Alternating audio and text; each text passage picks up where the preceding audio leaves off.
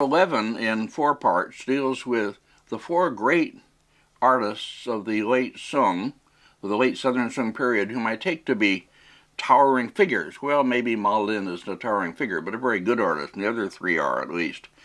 And they make up for me one of the great ages of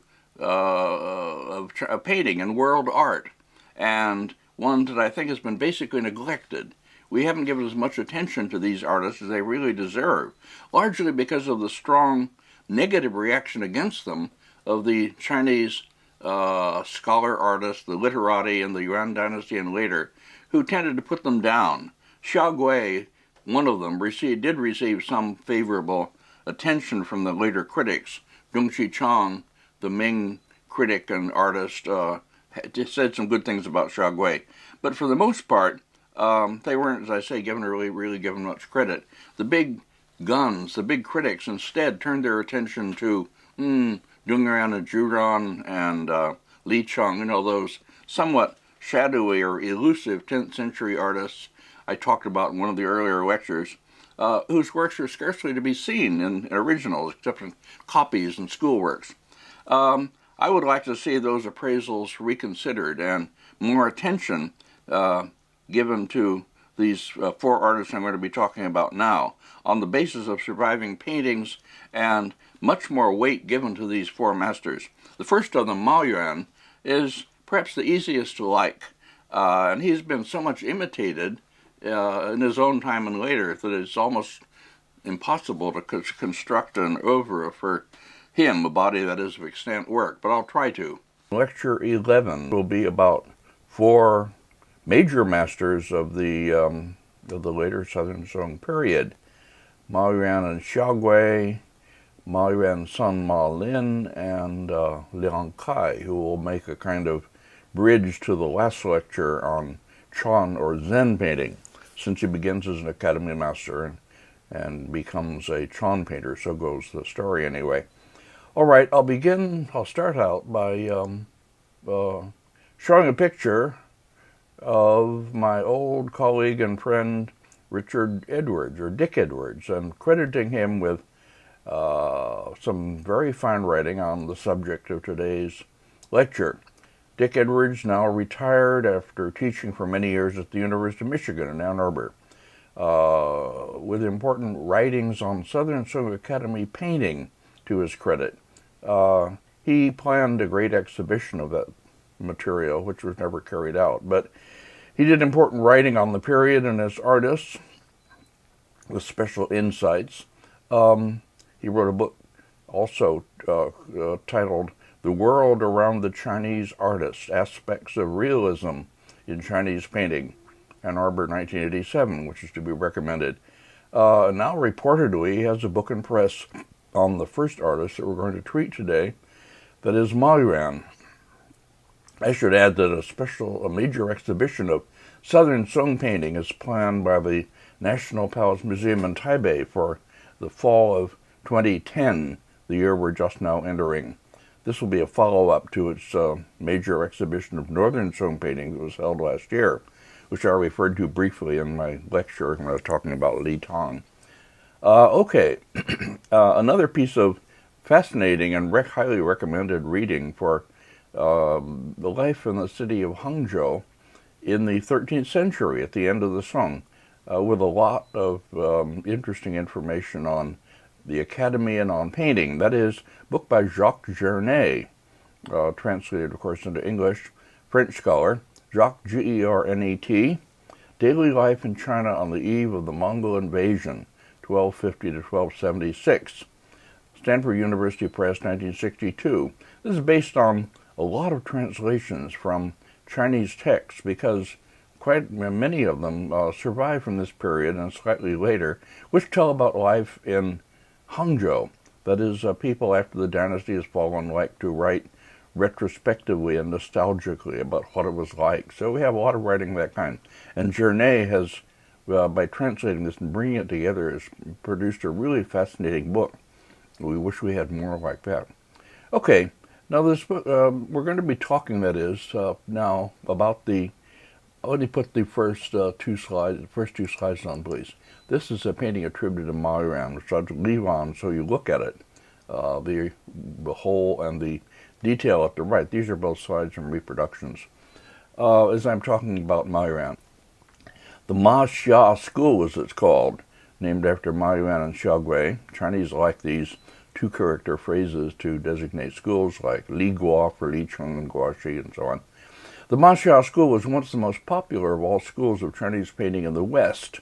I don't think it's that now, but it certainly was, partly because of the popularity of these artists in Japan, where some of their works are well preserved, and the early writer on Chinese and Japanese art, Ernest Fenollosa, transmitted this taste to the West. Anyway, Ma Yuan's fan-shaped album leaf, which you're going to see, Landscape with Willows in the Boston Museum of Fine Arts, was, as I recall, reproduced in books on world art as the single example of Chinese painting. It was the Chinese painting everybody seemed to know. Immediately accessible, immediately likable, that is. Well, this represents the culmination of that transformation of the Li Tong landscape type into something smaller scale, more poetic, warmer in tone, idealized, which we saw in talking about followers of Li Tong, and that took place in the Hangzhou Academy. Now, there are two main figures, I say, Ma Yuan and Xiaogui, and then Ma Yuan's son Ma Lin was often added as the third, as I will do. Ma Yuan was the fourth generation in a family of painters within the Academy.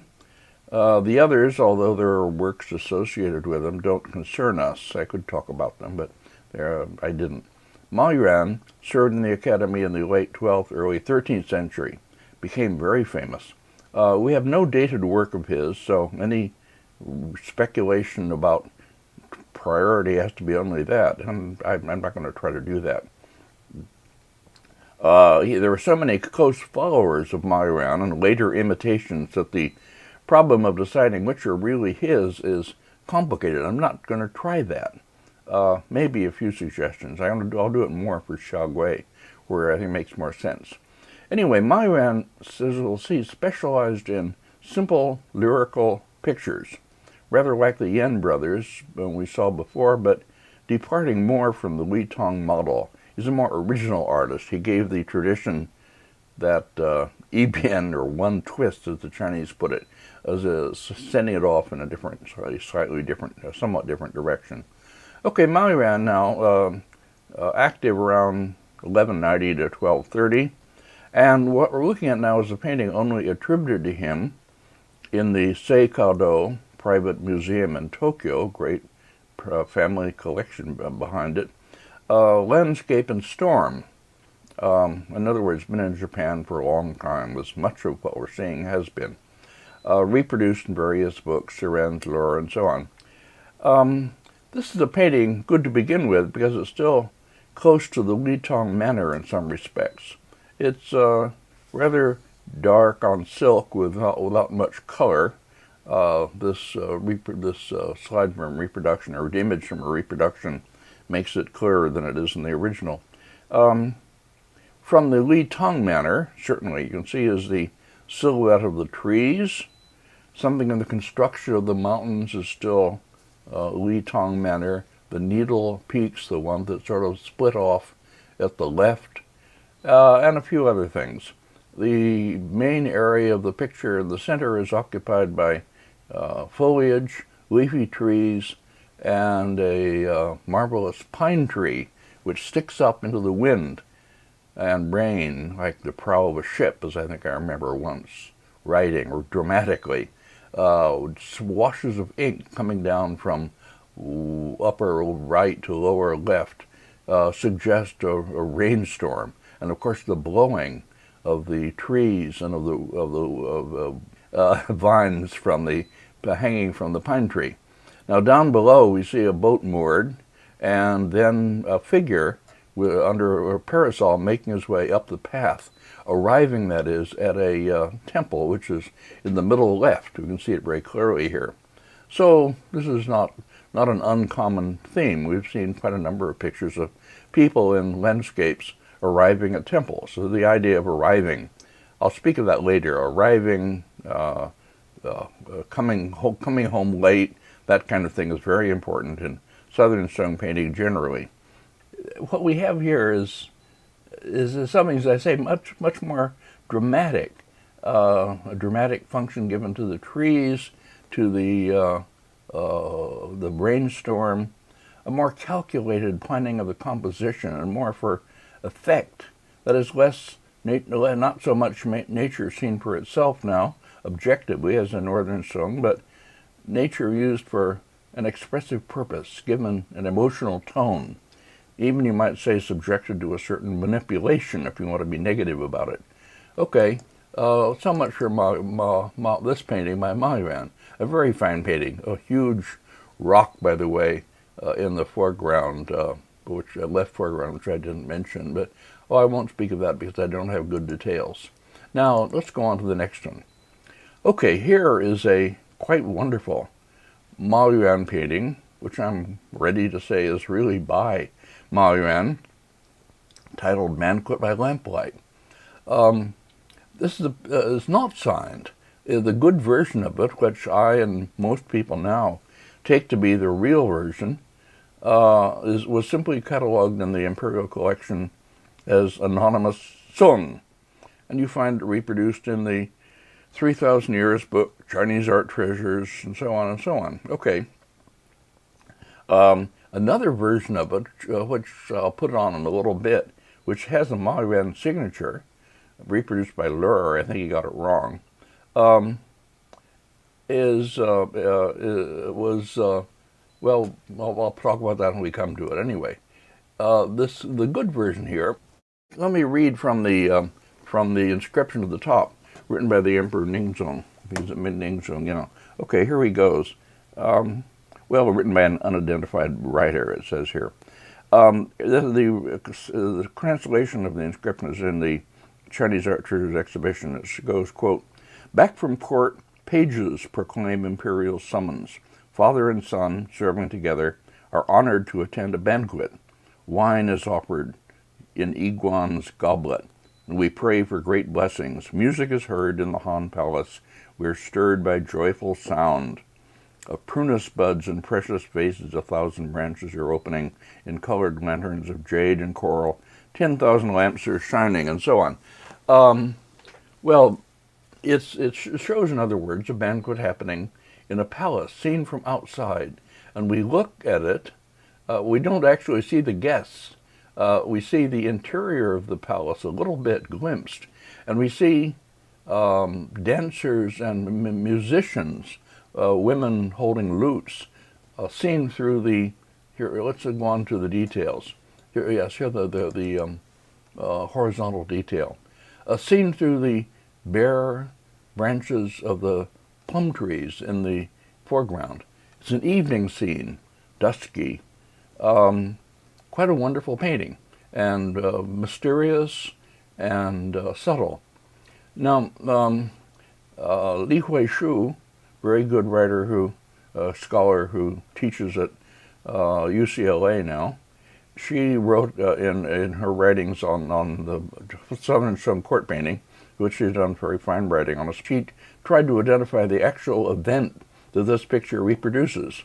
She may be right. I'm not going to argue it one way or the other. Anyway, you should read that too. So here, getting in closer, you see here's a detail, a vertical detail, and you see these quite wonderful bare plum trees in the foreground, and through them a group of musicians seen playing their lutes and maybe not dancing exactly, anyway, entertaining. And then inside, servitors,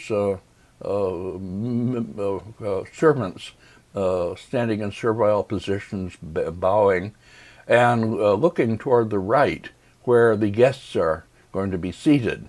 And you see some light inside the palace, and so on.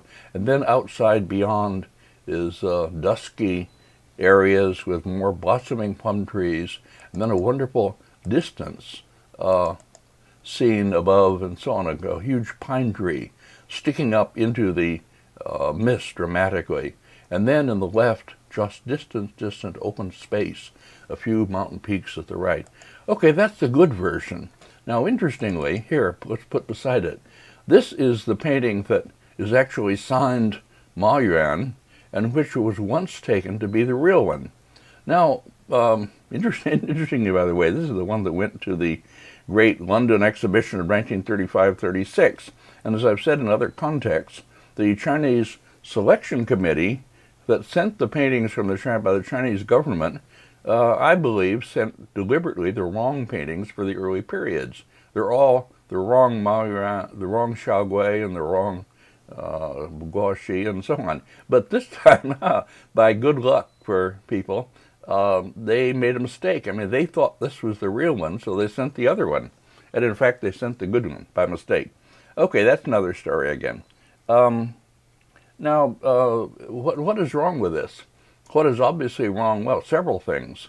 The artist doesn't feel confident enough to try to paint the dancing figures seen through the trees, which is quite subtle and beautiful.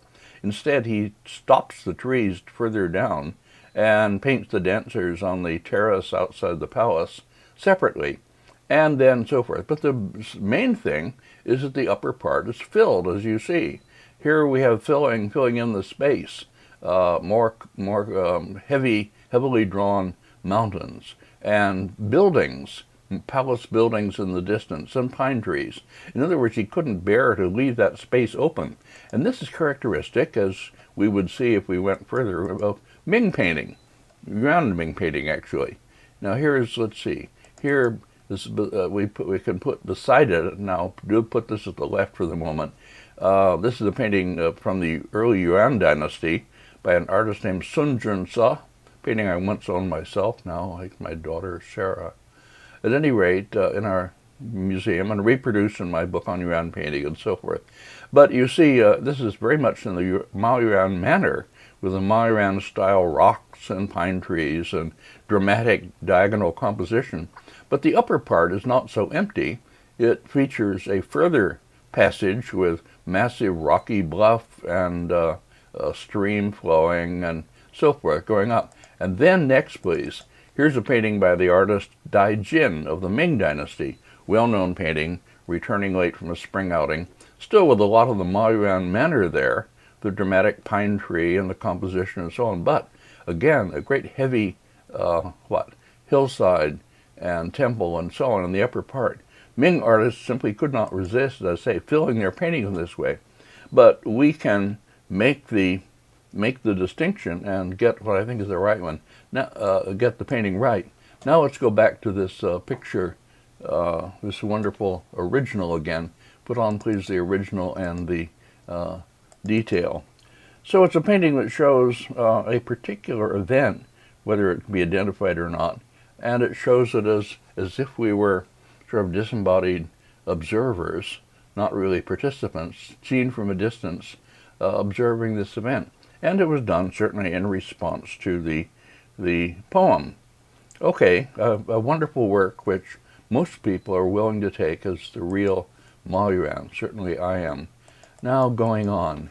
Here is a black and white reproduction image. I don't have a slide image of the original in color. This is a painting that is often or sometimes reproduced in China as a work of Ma Yuan when they are publishing a book on Song painters or whatever. This is the painting which they will bring in to represent Ma Yuan. It's signed, it's a landscape with dancing peasants in the Palace Museum in Beijing. I reproduced this in my Lyric Journey book, but only to explain why it isn't the real thing. Now, as you'll see, first of all, the peasants down below are returning from an evening of drinking and so on, and dancing as they go. And then beyond that, the big rocks and a willow tree, a bare willow tree and plum tree and so on. And then in the distance, much too much. Here a detail, here are the peasants, okay. And you see them rather rustic looking people, one of them pushed by his servant, and the old man on the other side is still dancing. I say they're coming home from some kind of drinking party, and very nicely drawn bamboo and big rock and so on. Or here, still closer up. Yeah, this is, well, it's Ma Yuan, but this is the figures. Ma Yuan, but Ma Yuan a little too heavy-handed, really, I think, for Ma Yuan, and a little maybe too active, I don't know. Possibly there may well have been a Ma Yuan painting of this kind behind it, but now lost, I think. Anyway, next, here's the upper part of it, with the, as I say, overly filled in distance. Tall pine trees and lots of buildings and a kind of gallery built around the cliff here at the right and so forth. Okay, it's mistakenly, as I say, credited with being a real Ma Yuan and much reproduced. It might seem that I'm being, especially hard on Chinese colleagues in these lectures, but that's only because I'm talking about Southern Song paintings, which the Chinese collectors and writers and so on have traditionally downplayed, and I think undervalued. It's not by any means their strong area. If I were talking about Yuan, Ming, or Qing painting, on the other hand, I'd be paying constant tributes to C.C. Wang, my old friend, and others for their reattributions and their discoveries. It's where they're particularly strong. They can read the hand of the artist, they can recognize painters, they can, so forth. Well, nobody has it all right. Certainly not myself, or it may sound sometimes as if I think I did. Anyway, now let's go on with Ma Yuan, having said that. Okay, here is one of two very famous Ma Yuan paintings in the Boston Museum of Fine Arts. Here I have really good original slides, and I can show them. Two fan-shaped album leaves, originally fan paintings, both on silk, ink on silk.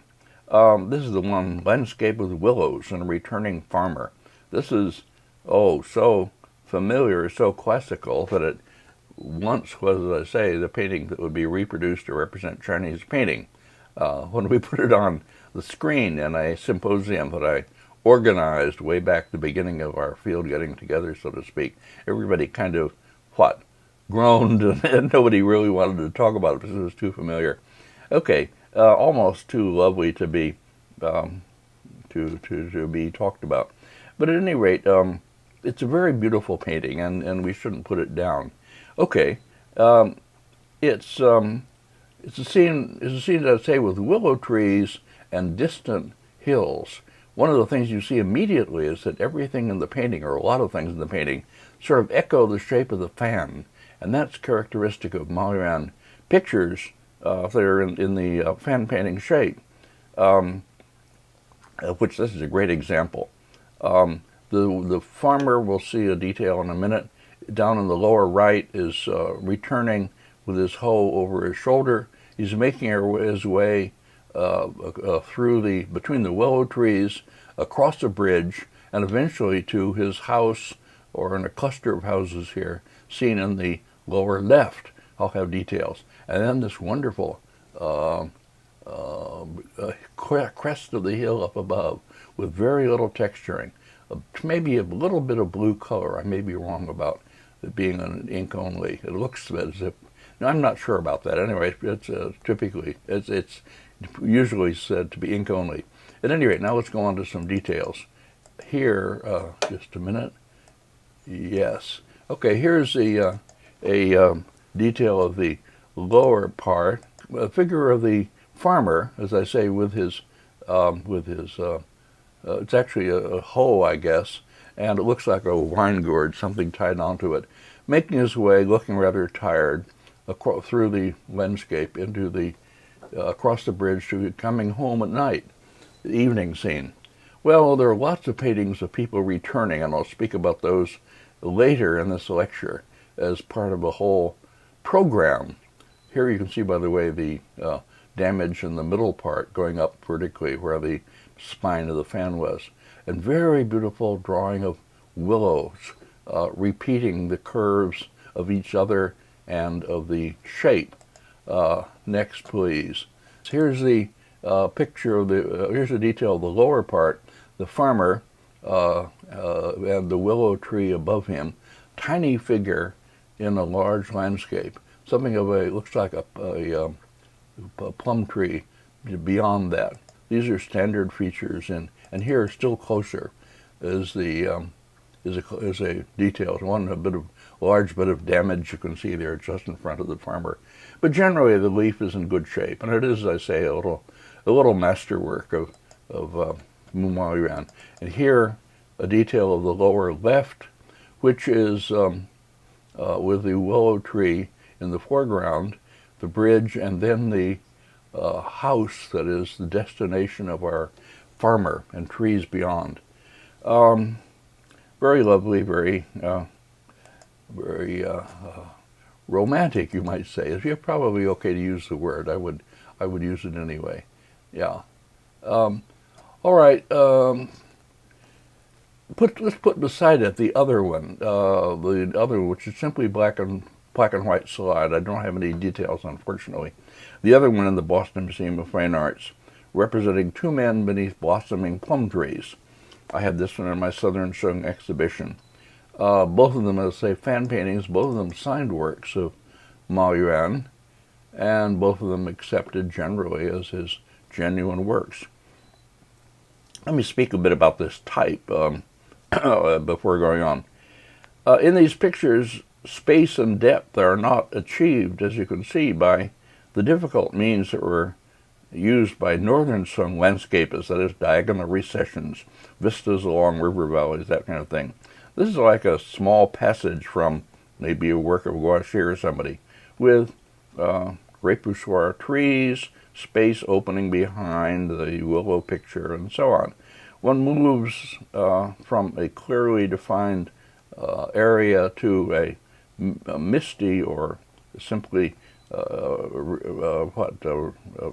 something done in silhouette, and then back to further mist and so on. The pictures are done in planes, that is, no continuous recession. This is a formula, but a very effective formula. But going from Northern Sung to this is something like going from, let's say, Beethoven to Chopin. These are more like, say, a Chopin prelude.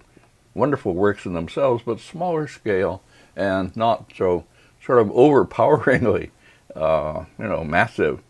I was listening recently to Chopin preludes again, as played by the great, short-lived, divinely gifted artist Dino Lipati. Very moving. Okay. Anyway, they can be wonderful. But what we're seeing, as I say, is the, not a come down exactly, but something smaller scale, the really titanic feat of conquering certain problems, representational problems, developing techniques, and expressive means, which we have been tracing in these lectures, gives way now to a more confident use of them, to an easy and seemingly effortless manipulation of devices that have been well absorbed and seem common property. Once this is done, of course, any Ma Yuan imitator can do it. I referred to him and Xiaogui when I ended my old article on rocks and early Chinese painting, a very early article for me.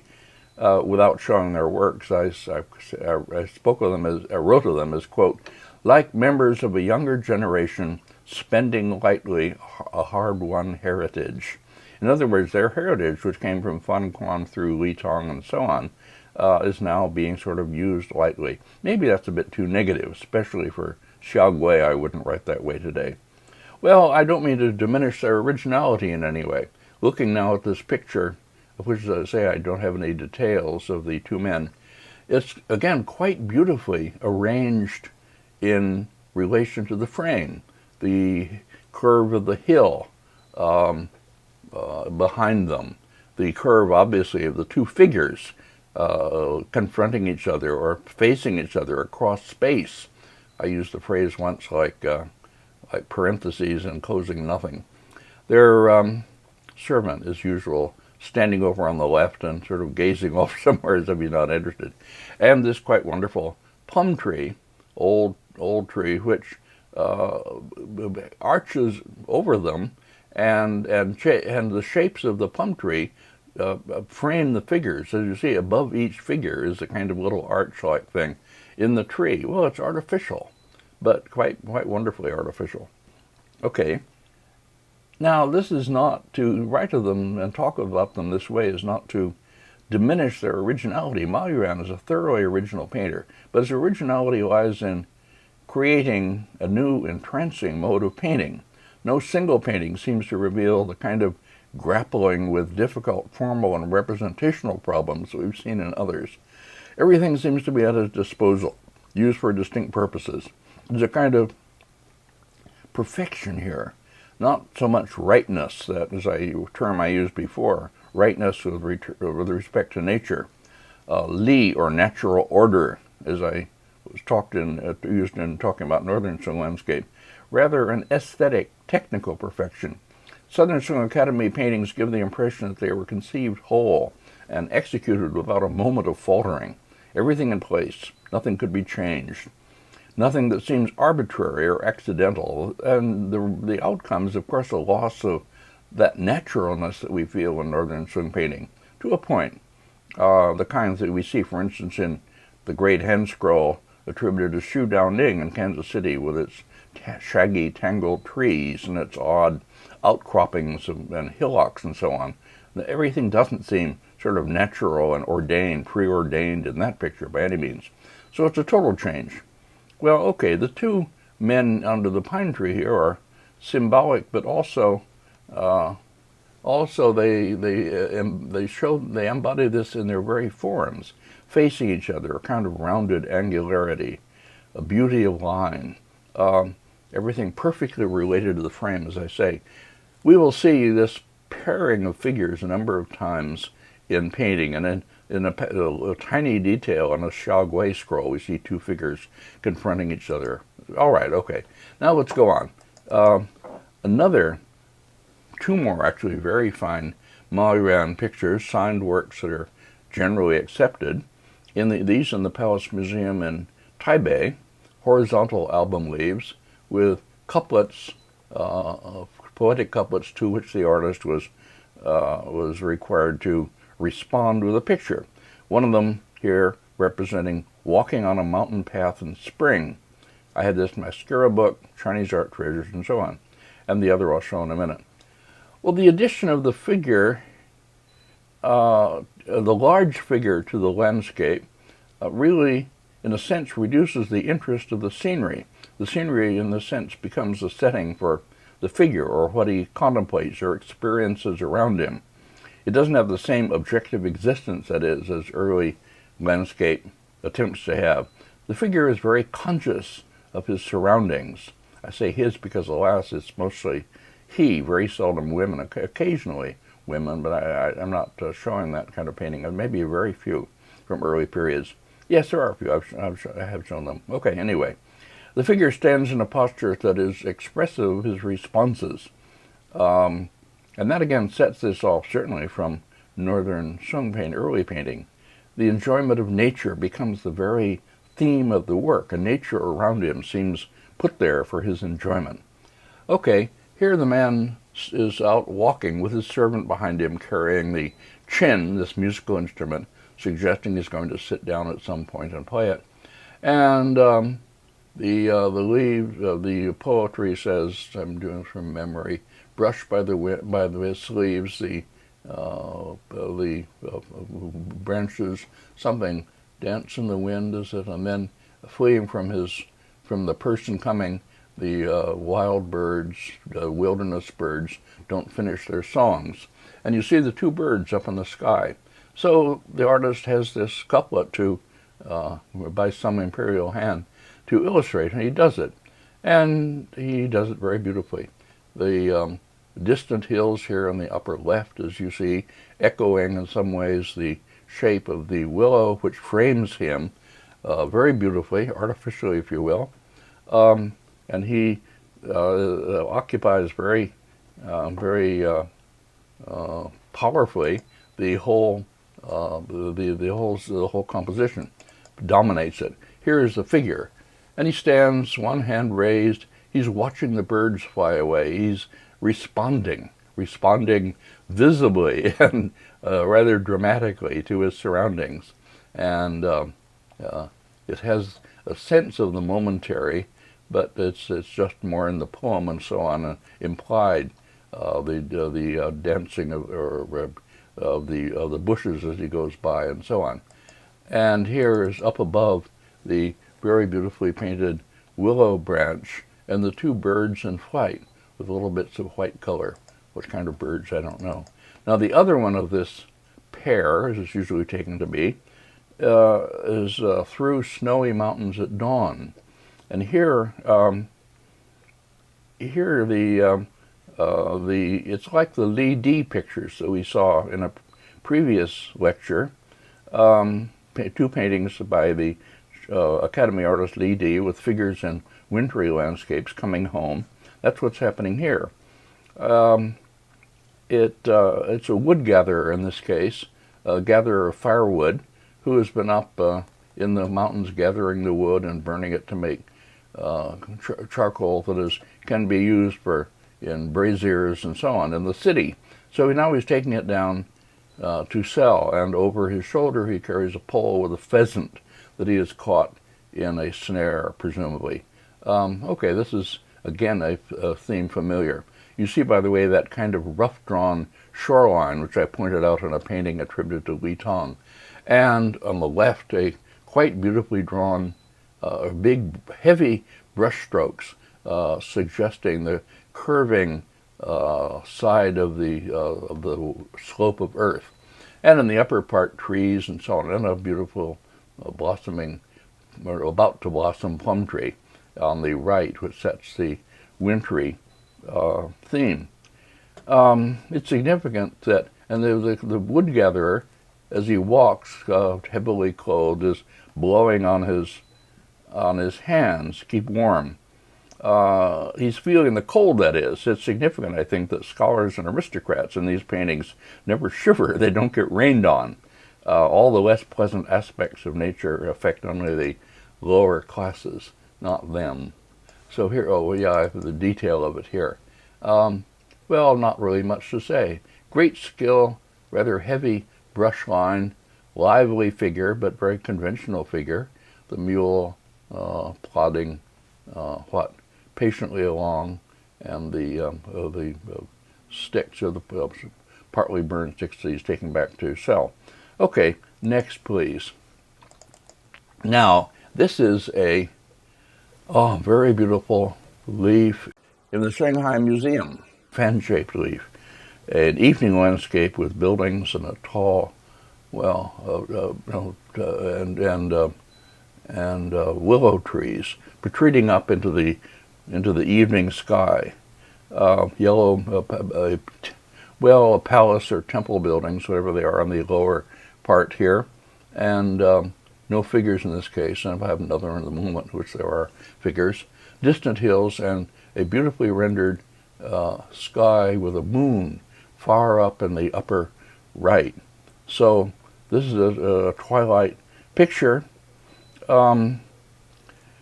This is a favorite time of day for Southern Shung painters, and it inspires a kind of speculation.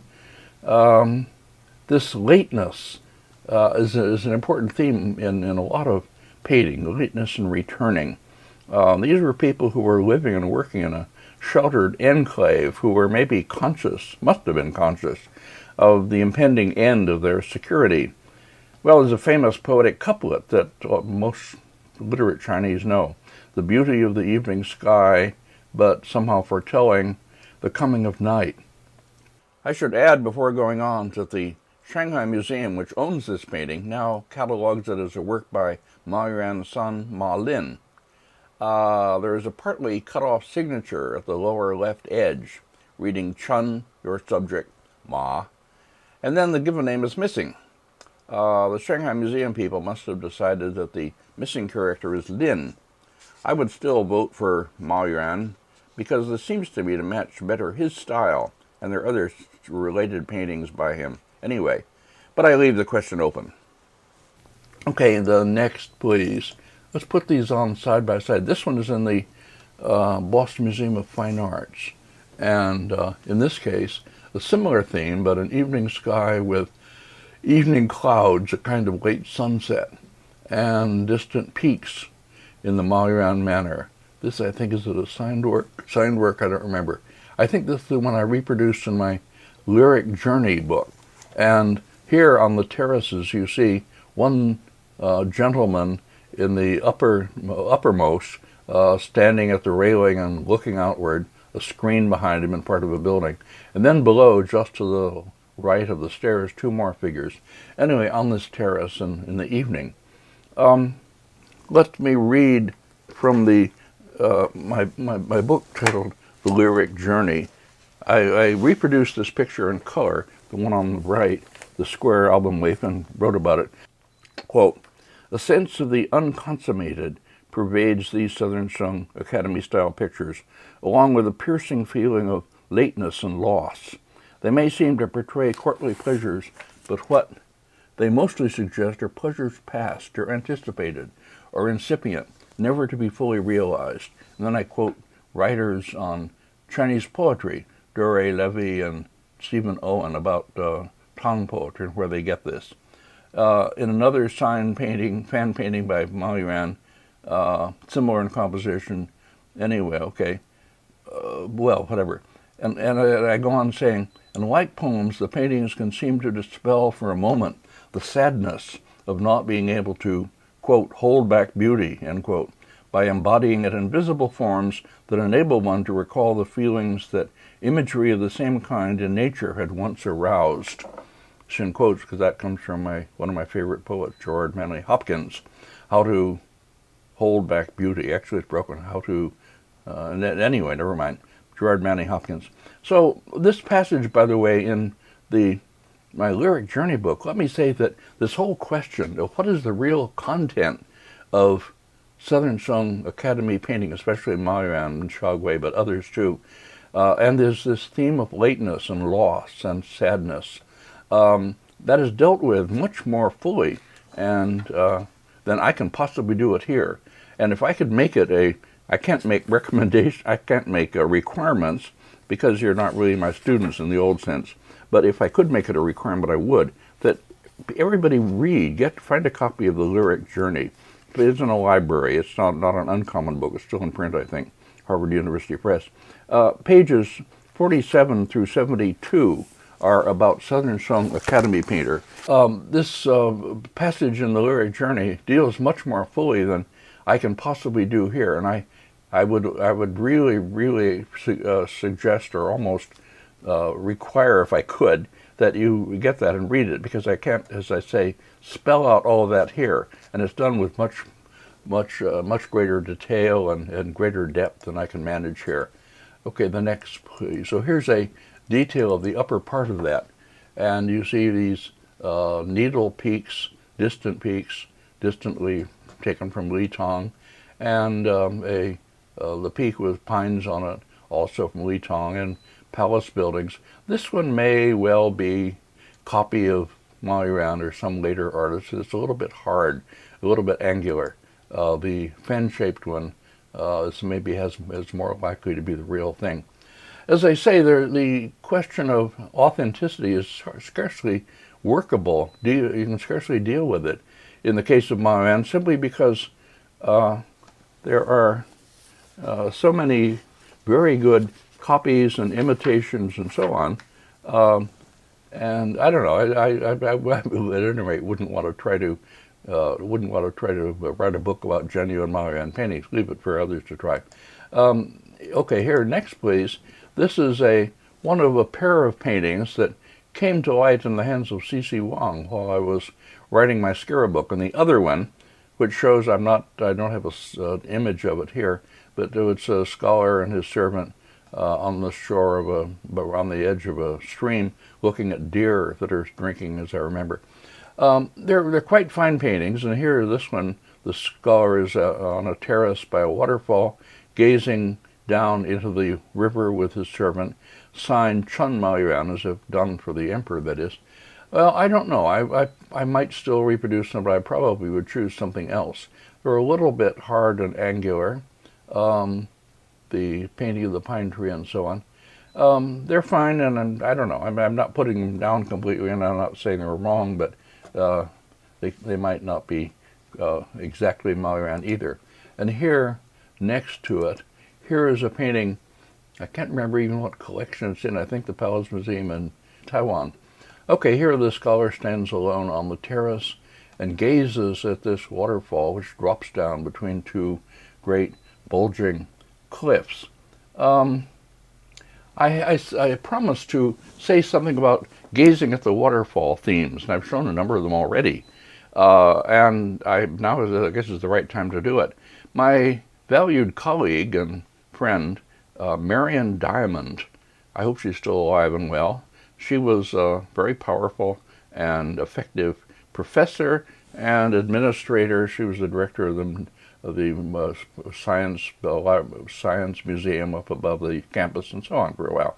Marian Diamond wrote an article which was reviewed in the Daily Californian, the campus newspaper, and I read that and carried it into class on a day when I was going to show paintings of gazing at the waterfall. What she wrote about was the effect of different ions in the air on the brain. The brain is her great theme. She wrote all kinds of things about the brain based on putting rats through mazes and watching them and so forth, that kind of thing. Well, she wrote about the effect of negative ions and positive ions in the air. Negative ions enhance the operation of the brain, give you a sense of exhilaration, a kind of clarity and positive effect. Whereas positive ions in the air are depressing to the brain and make you sort of listless and depressed. Okay, where do you find lots of negative ions in the air? At the base of waterfalls.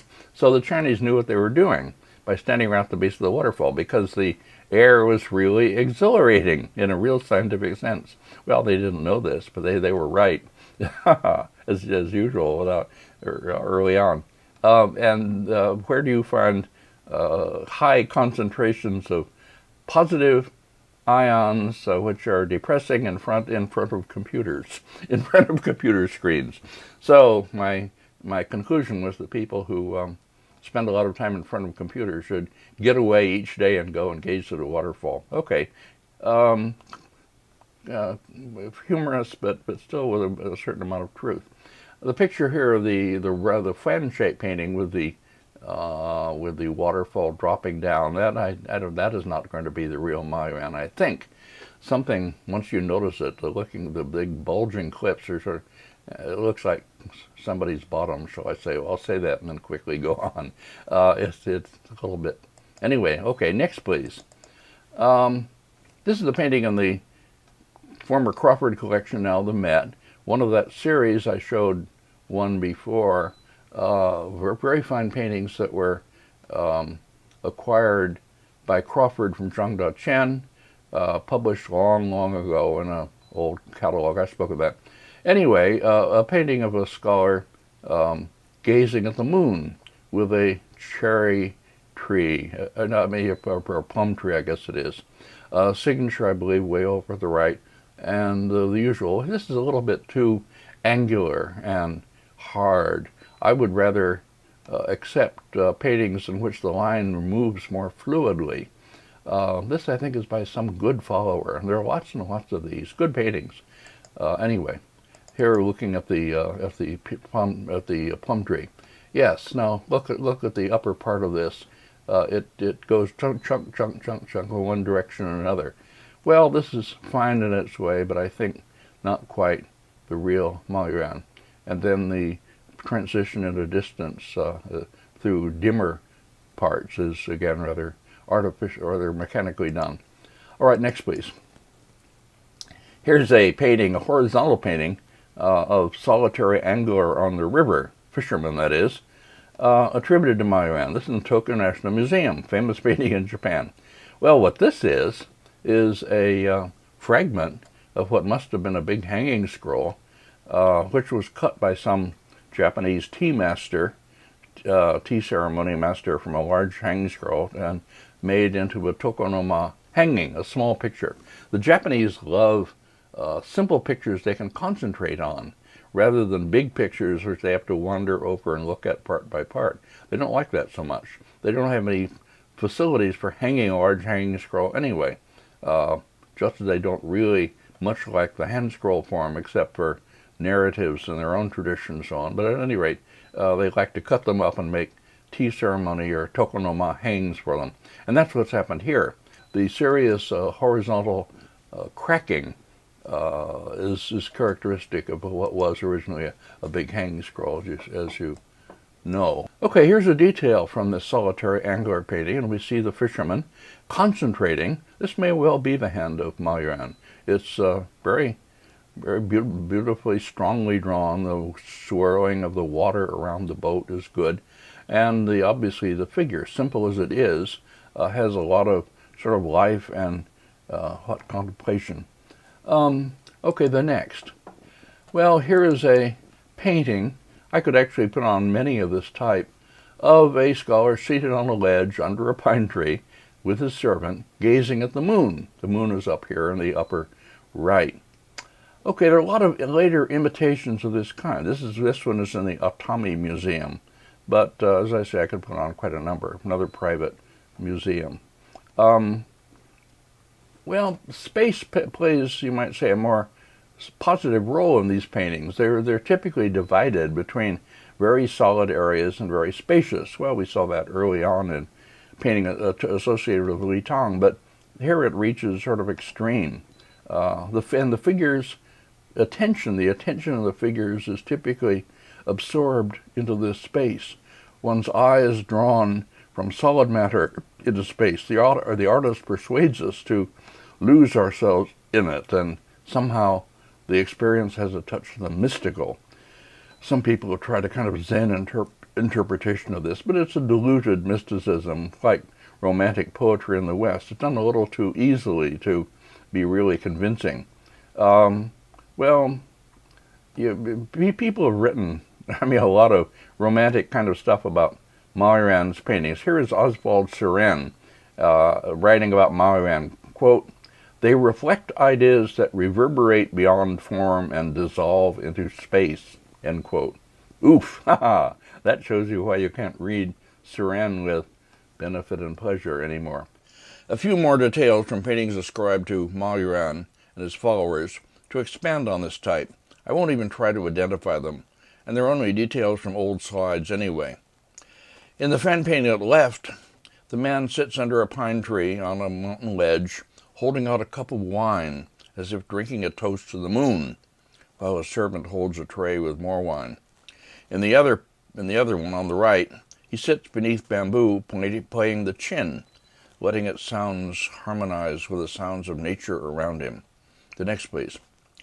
Two details here from a fan painting, formerly Crawford collection, actually attributed to Li Tang, but I think Southern Sung in date, with two gentlemen gazing at a waterfall.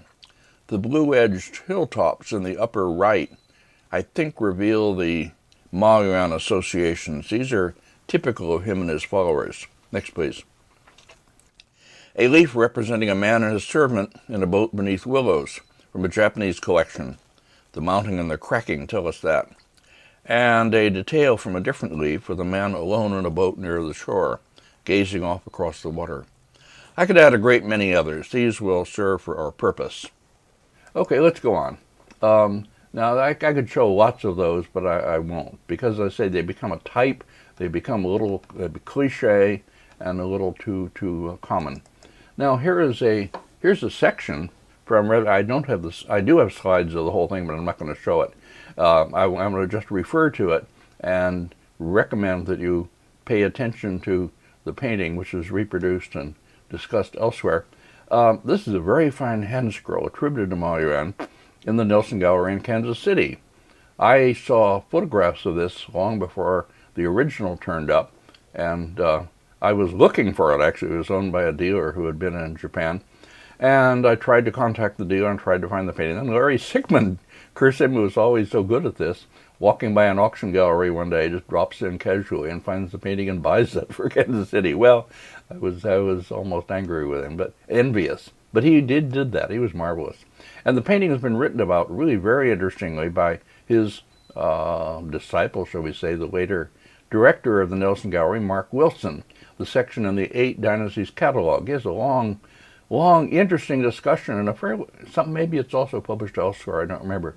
But it's a fairly convincing idea of just the very occasions that might have been represented.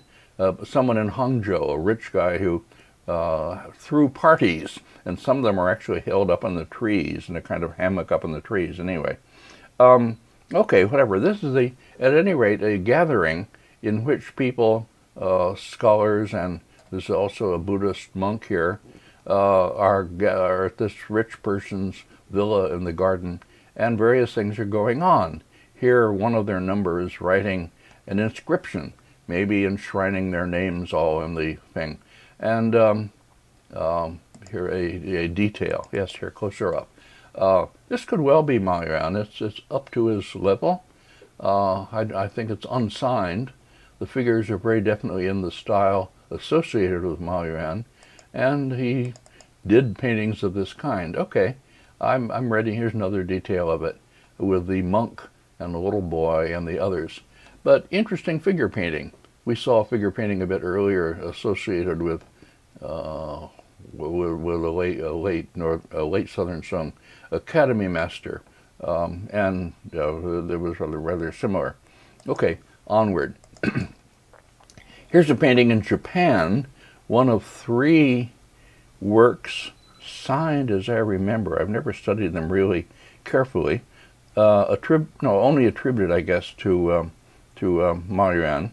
This one is in the Tenryuji, a temple in Kyoto.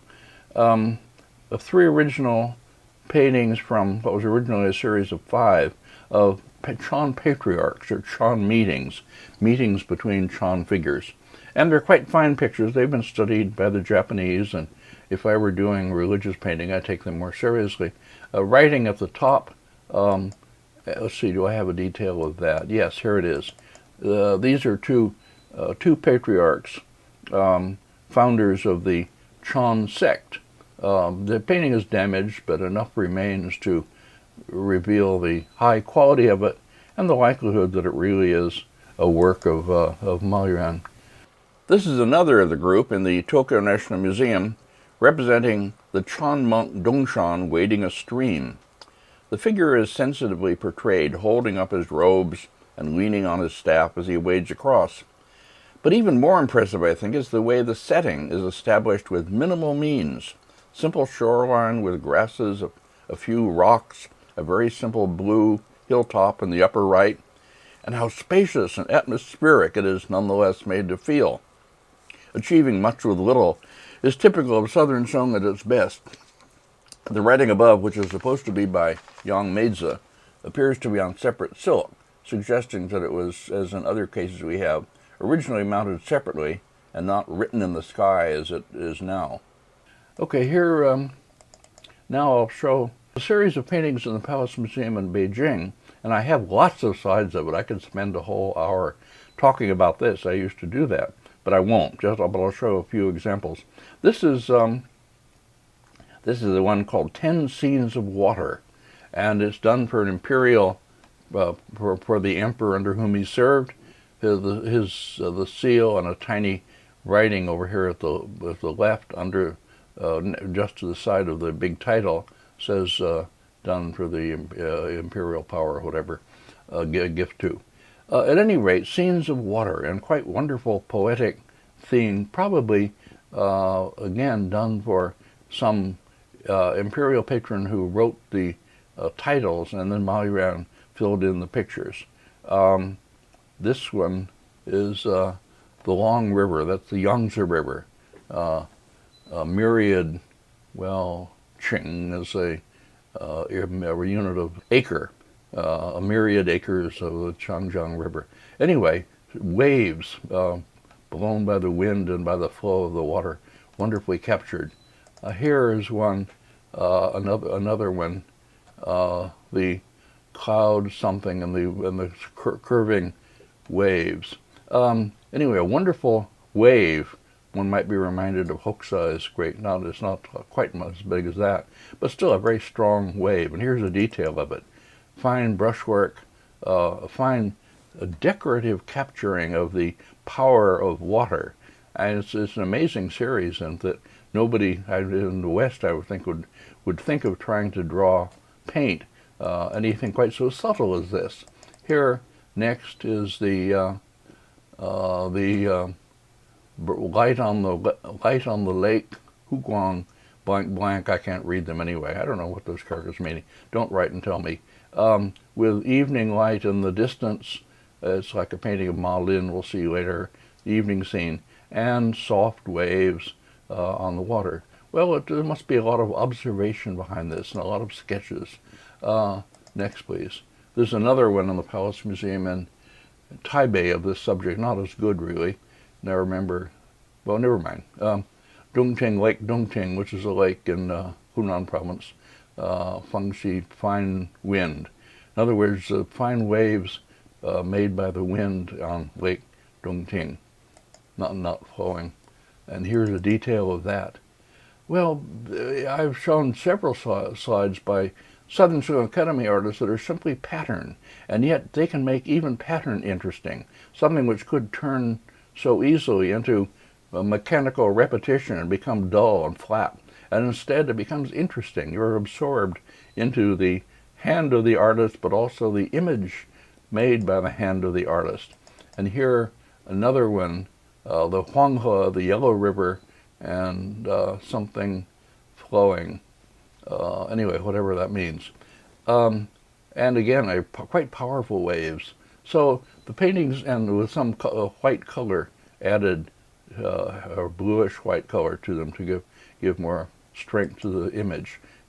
Wonderful pictures. Somebody should maybe write a long study of these, translating all the titles I can't do, and identifying them, and maybe somebody who really understands the actual scientific movement and vicissitude, so to speak, of water should write about this. They're very much worth more time than I'm giving it.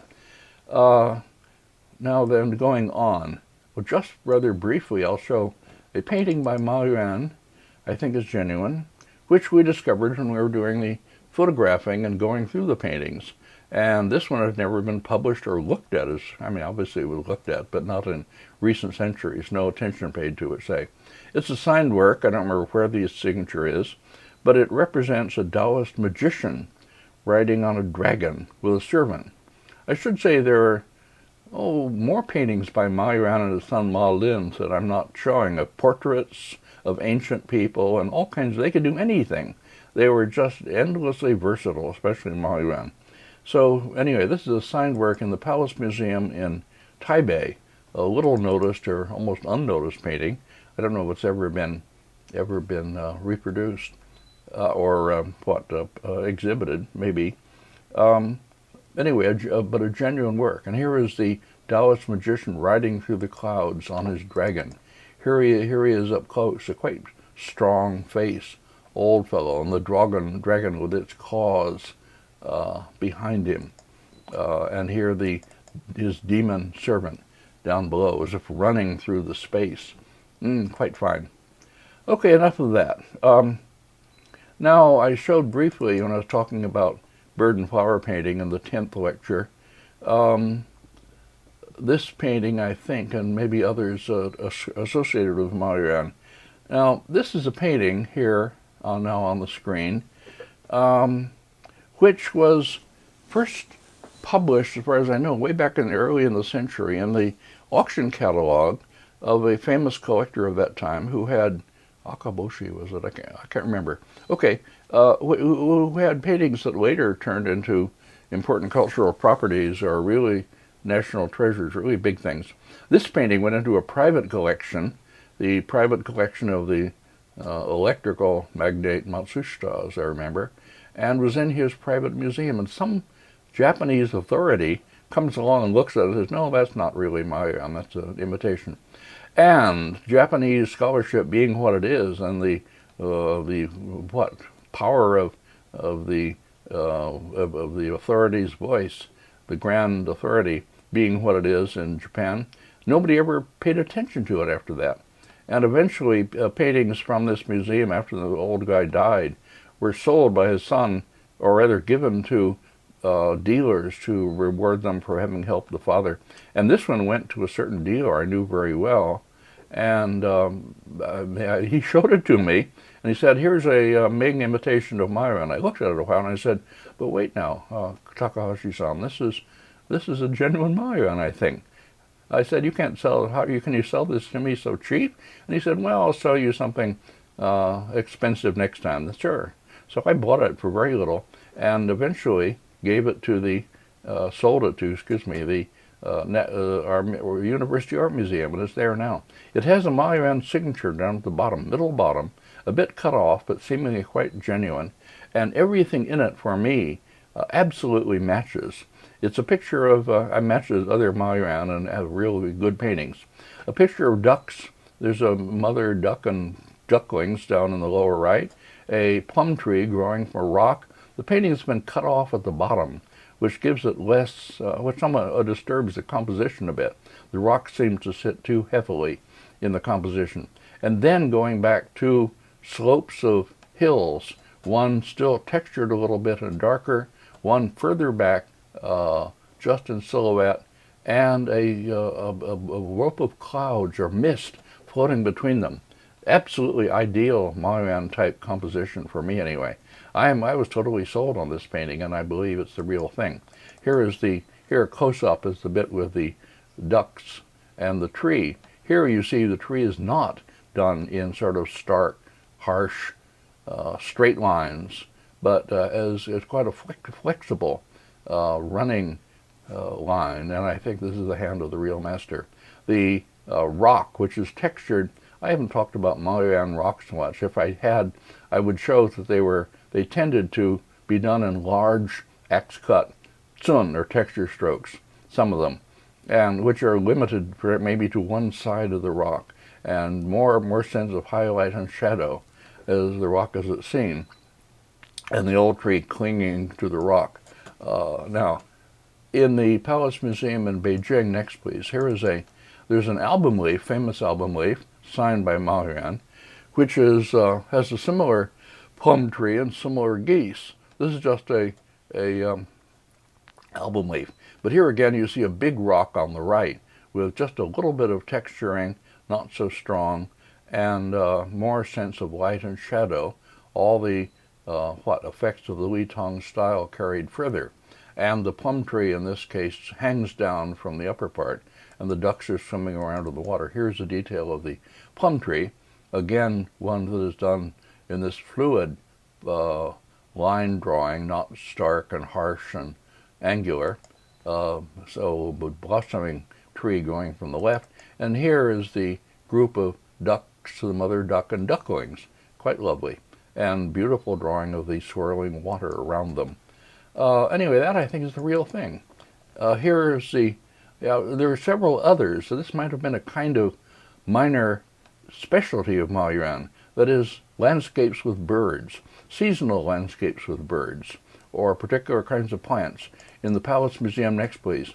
Palace Museum in Taipei is this one, winter scene with an old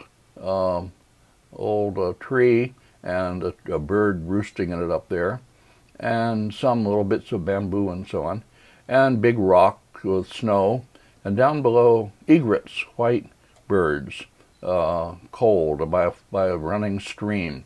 Quite fine, atmospheric. I don't have good slides, so I won't speak of it at length. Now, next please, in the Yamato Bunkakan, a smaller painting, also quite fine, also signed, and I think genuine, Ma Yuan, of, in this case, a stream and rock and bamboo and swallows, a swallow in flight and two of them perched on the tree, and mist behind. Really lovely little paintings, and they seem reliable, to me, reliable works of Ma Yuan, signed works. And they make up a group which I think deserves some attention in itself, and of which the Berkeley painting is reproduced in my Sogenga catalog, by the way, if you want to find it. Here, by contrast, I'll put this on just to finish this group.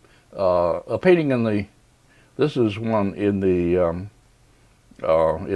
Eight Dynasties catalog, Eight Dynasties number 54, bought by Sherman Lee. Sherman Lee didn't make many mistakes, like Larry Sickman.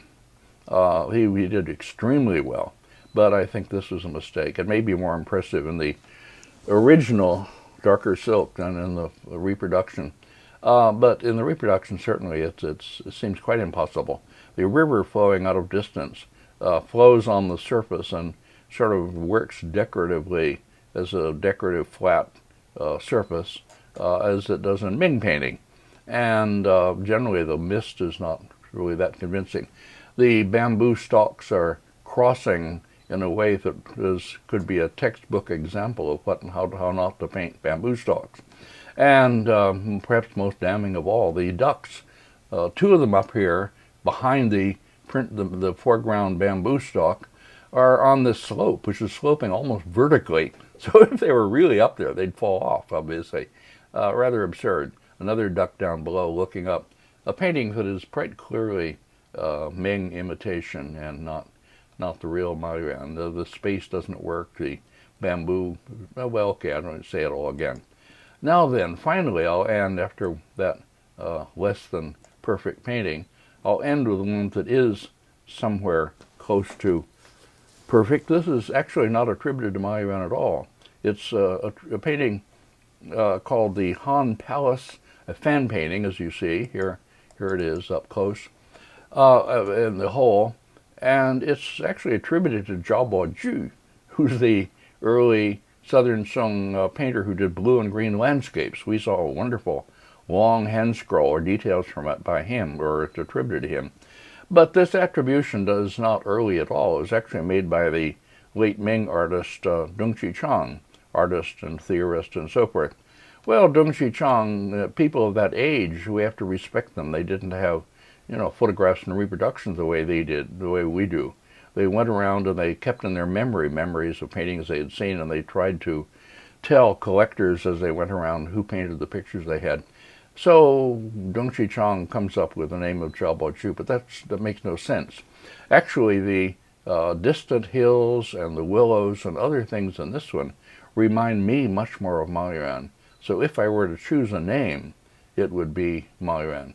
At any rate, it's a fan painting, very beautiful, reproduced in color in the Chinese Art Treasures and the Skira book and so forth, Possessing the Past. It was there. A little painting, only 9.5 inches wide, but lots going on in it. Now I have good details of this, starting here in the foreground. It's a mid-autumn festival, and people are gathering to gaze at the moon. And you see here in the foreground, in this detail, you see the chariots and oxen who pulled an ox cart, and the grooms. Anyway, the servants in a sort of roped off or shielded area in the foreground, waiting for the people they've brought. Whereas the actual palace ladies who have come for this, invited by the empress presumably and the high-ranking ladies, here they are seen making their way through a palace of which the interior is lit, much the same way as in the Ma Yuan painting that we saw at the beginning. So this again strengthens the idea that it may really be by him. And as in that painting, the remainder of the painting has a wonderful twilight effect of a garden. And here we see the ladies of highest rank, tallest, accompanied by their servants carrying fans, making their way slowly along the along this walkway toward the tower, where they will climb and gather to gaze at the moon. Inside the palace building behind, there's a big coral at the left here, red, and various bronze or ceramic objects lined up there for them to enjoy, and so on, and comfortable seats and places for them to sit. Now, okay, next please. Now, here further on, we see the rest of the procession. These are quite beautiful Southern Song ladies, slim and delicate, sort of pliable, shall we say. Behind them, banana palm trees and huge rocks. This is a palace garden, and they are making their way through a hole, an entryway in the rocks to climb into this tower. Now here on the left side, we see people climbing the tower and servants up above who are already there, sort of waiting and preparing for them. The rendering of evening is quite wonderful throughout the whole painting. In the upper right of this slide, by the way, you see something that you might not immediately recognize if you aren't familiar with Southern Sheng or old Chinese paintings, and palace paintings especially. What it actually, with two flags, uprights, and then cross pieces. What that actually is the top of a frame from which a swing would be hung, a long rope swing. And sometimes you see the actual swings. Palace ladies in Song China, Southern Song China anyway, loved swinging on these long swings. This is a practice carried on in Korea. Korean ladies love to swing in their beautiful, colorful costumes. Well, I don't know whether just what the implications of this were. I've never seen anything that suggests that they were gazed at by male viewers who looked up their dresses like the European paintings of swinging. The great Fragonard wall paintings in the Frick Gallery in New York, for instance, where it's definitely erotic. Not so in China. I think it's just a very elegant pastime for ladies. Okay, let's go on. And here the upper side of the upper part of the painting, with an inscription by the Qianlong Emperor again, as always. Is there actually a moon here? Anyway, the distant hills, as you see, are quite reminiscent of Ma Yuan, and the painting of the willow trees in the upper right and the plum trees in the left.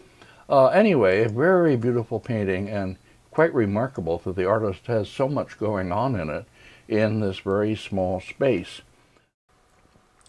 Richard Edwards' book, The Heart of Ma Yuan, The Search for a Southern Song Aesthetic, was finally published late last year by the University of Hong Kong Press. It was long in gestating. Dick had planned a major exhibition of Southern Song Academy painting back in the 1980s that was never realized, and this book must be a late outcome of that project. The book certainly merits our attention as an important new contribution to our subject. Next, please. So I want to rededicate this lecture to Dick Edwards, taken on the trip we all took after the Anhui School Symposium of 1984. He's the central figure in a group that also includes Zhu Jingli and Bill Wu at the left, Jonathan Hay and Jason Guo at the right, myself behind them. Dick has always been a person of boundless energy and goodwill, and I've enjoyed his friendship over more than 60 years, since I first met him in 1950. Next, please. I left out before, for lack of good slides, this pair, a fan painting convincingly ascribed to Ma Yuan, and the calligraphy fan that it was painted to accompany. The pair is in the Osaka Municipal Museum, and I published and discussed it in my book, The Lyric Journey, pages 28 to 29, as a surviving example of painting and the accompanying poem from the Southern Song Academy. The painting is titled Evening Landscape with Buildings and Tall Pines. The calligraphy is by Emperor Guangzong, who reigned 1189 to 1194. It's a quatrain by the late Tang poet Bo Zhuyi, and in the translation by Charles Mason it reads, Below the silk thread pavilion, that is where the imperial rescripts were drafted, silence among the letters and documents, bells and drums within the tower, the clepsydra shows the lateness. Sitting alone in the dusky twilight, who will be my companion? Crepe myrtle flowers, face to face with an administrative secretary. End of the quatrain. So, this palace functionary is imagined as sitting alone in the evening, listening to the drums and bells, announcing the hour, and wondering how he will spend the evening, a very contemporary sounding problem. Ma Yuan, of course, shows him only as a tiny figure seen on the terrace of the palace building in far lower left. His picture is mostly about the pine tree dramatically silhouetted against the evening sky, the rock below, the further trees and the distant hills, and the evening sky itself. Has that mild melancholy of twilight ever been more movingly captured? Ma Yuan positions his figure so that he seems to face in the wrong direction, to see only part of the scene that's presented to us.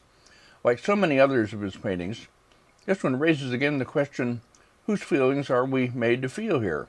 Baujuis, the imagined bureaucrats, Emperor Guangzong's, Ma Yuan's? I raise this question in my book, and I try to deal with it there.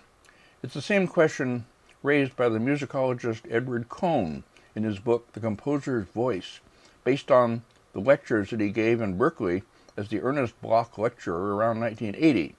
I got to know him well during his year there, and I had him and his students to my house for listening to a rare Schubert recording they couldn't otherwise hear. He asked in his lectures, when we listen to a Schubert song, whose voice are we hearing? That of the poet, Heinrich Heine, whose poem Schubert set, or the young man in his poem, singing to his lady love, or Schubert's, or that of the singer, ideally for Schubert leader, the great baritone Gerhard Husch? I only raise the question again as one basic to theories of expression in the arts.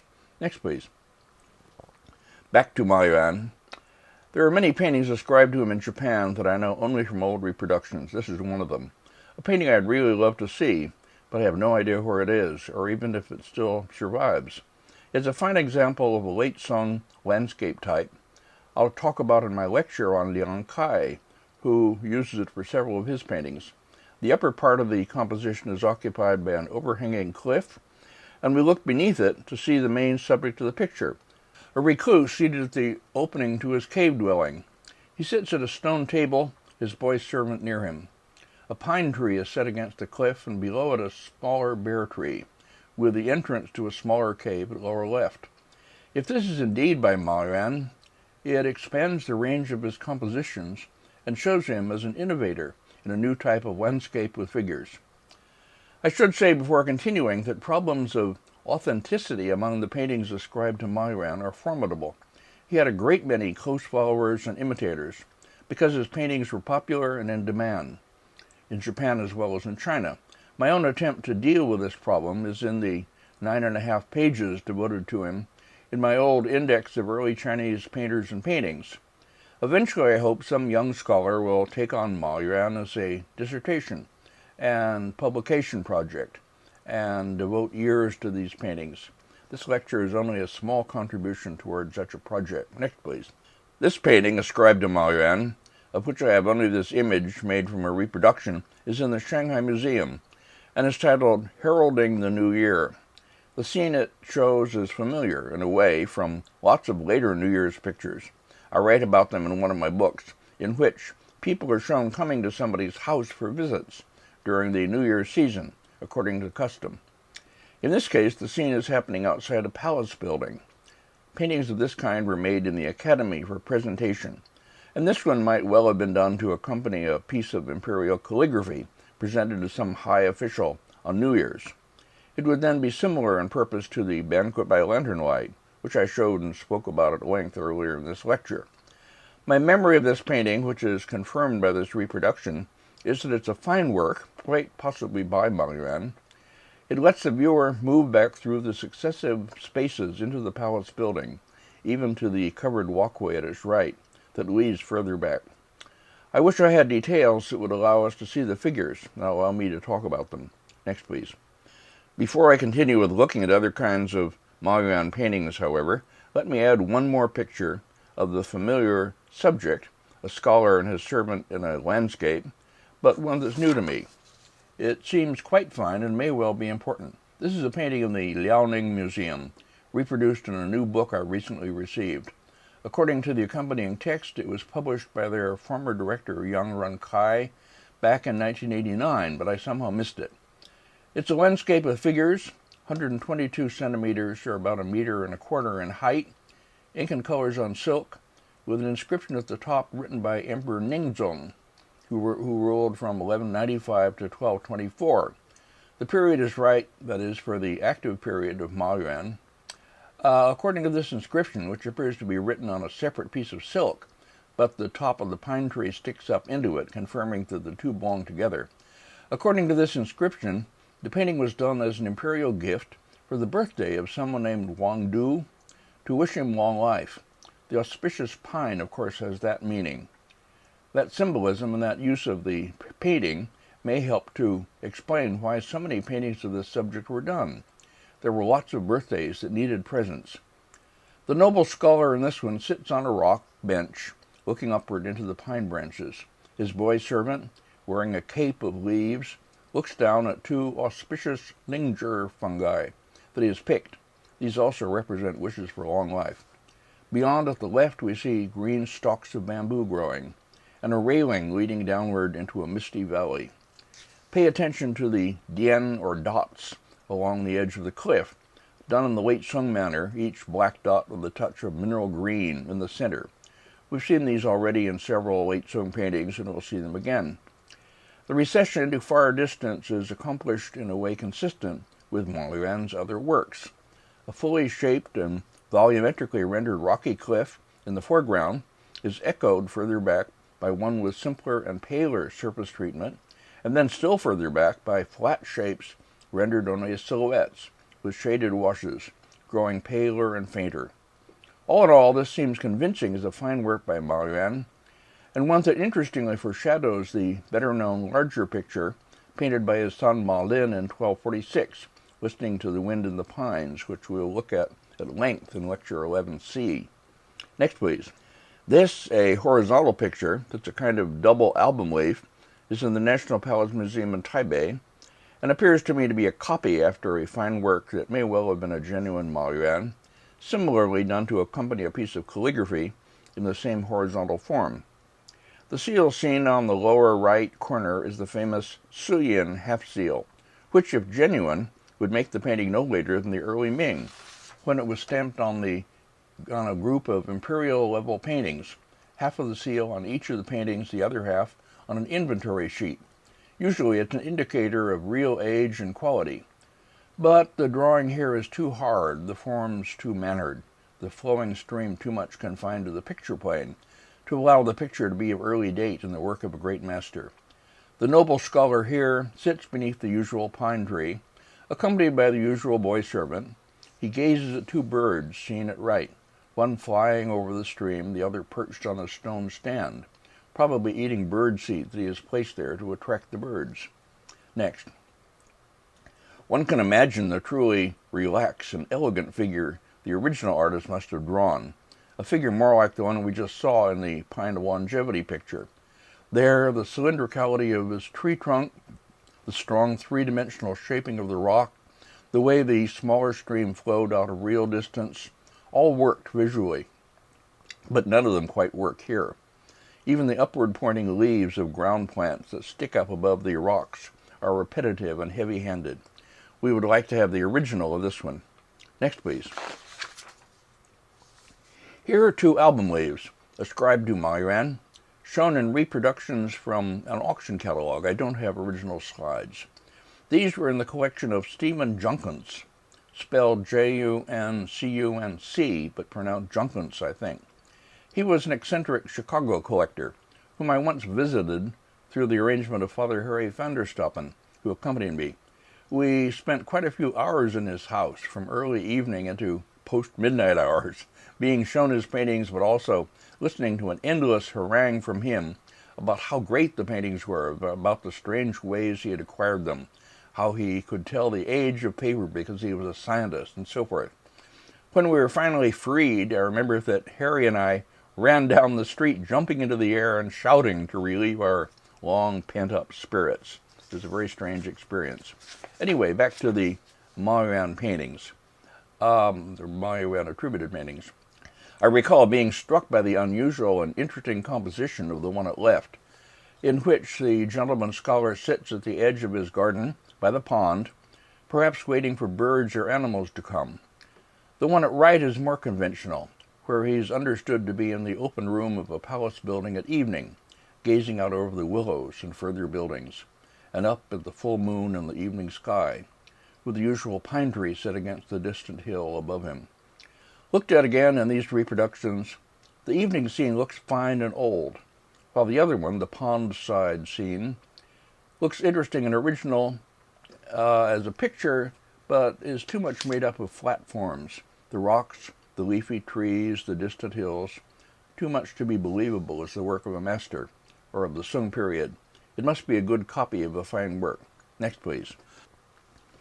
A fan-shaped leaf titled Conversation in a Cave, an unsigned work attributed to Ma Yuan in the Metropolitan Museum of Art, or so says the label on the slide from which I copied this. It isn't in either Wenfeng's Beyond Representation book or in my old index for some reason. The acquisition number is in 1947, so it must be in the Bar collection, which didn't contain all that much of genuinely early material. This one, seen now, looks early and fine. The composition is of a type mentioned earlier, in which we look beneath an overhanging cliff, its upper part covered in mist that occupies the upper part of the composition. 2 pine trees and some leafy bushes grow from the top of the cave entrance and are silhouetted against the mist.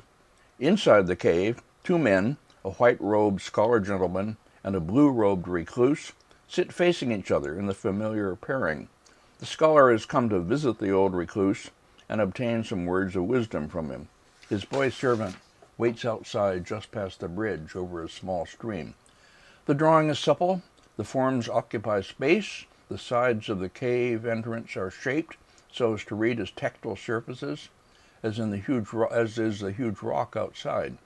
Even the glimpse of cliffside and rushing stream seen below the mist at far right is believable, carrying our gaze further back. If this leaf bore a signature, I would be ready to accept it as the work by the master. It has been neglected by all of us and deserves more attention. Next, please. In this fan-shaped painting at left, which is taken from some old Japanese book, I can't tell you which, the noble scholar sits near the edge of his garden terrace, watching a crane or egret that is perched on a small tree just outside his garden.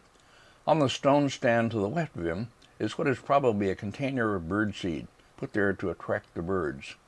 He sits very quietly, watching. This was one of the ideal occupations for gentlemen in retirement, and is often depicted in paintings, especially those by Ma Yuan. They may have been presented to court officials who dreamed of this kind of leisure in retirement. The other fan-shaped leaf at right depicts a similar scene, but here we watch as a deer that has come to drink in the stream. This one belonged to my friend, the collector Chung Chi, who lived most of the time in Tokyo and acquired good Chinese paintings in Japan. This painting, with its sensitive treatment of the distant hills and other familiar materials, appears convincing as a late Sung work. The attribution, made in a title label in upper right, is not to Ma Yuan, but to a lesser-known minor late Sung artist named Ye Xiaoyan, a painter from Hangzhou who was active in the mid-13th century and is recorded as having imitated Ma Yuan. Next, please. And in fact, another version of the same composition is indeed ascribed to Ma Yuan himself. It's one of the paintings I used to represent him in my Scara book. It was then in the collection of C.C. Wang. Later it was acquired by the Cleveland Museum of Art, and it's number 52 in the 8 Dynasties catalog. Howard Rogers, writing the entry for it there, notes the existence of the Ye Xiaoyan leaf with the same composition, and he quotes information on Ye from the Yuan period compilation Tu Hui Bao Jian, including the comment that he was, quote, especially skilled in copy drawing. Howard adds perceptibly, as always, quote, while that attributed to Ye Xiaoyan preserves the general features of Ma Yuan's composition, the addition of distant peaks in the upper left eliminates the tensions which associate the present painting with the essence of Ma Yuan's art. End quote.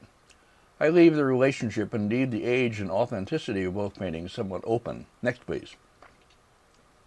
Finally, for Ma Yuan, this image of the lower part of what must be a fan-shaped leaf.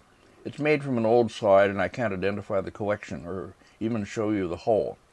I showed it briefly earlier in this lecture, and I now bring it back as a fitting ending for this presentation of a great master. Our noble scholar sits on a rocky ledge under the familiar pine tree, his servant beside him with a tray of edibles, a wine gourd on the table behind for replenishing the cup that he holds out in one hand, drinking a toast. Toast to what?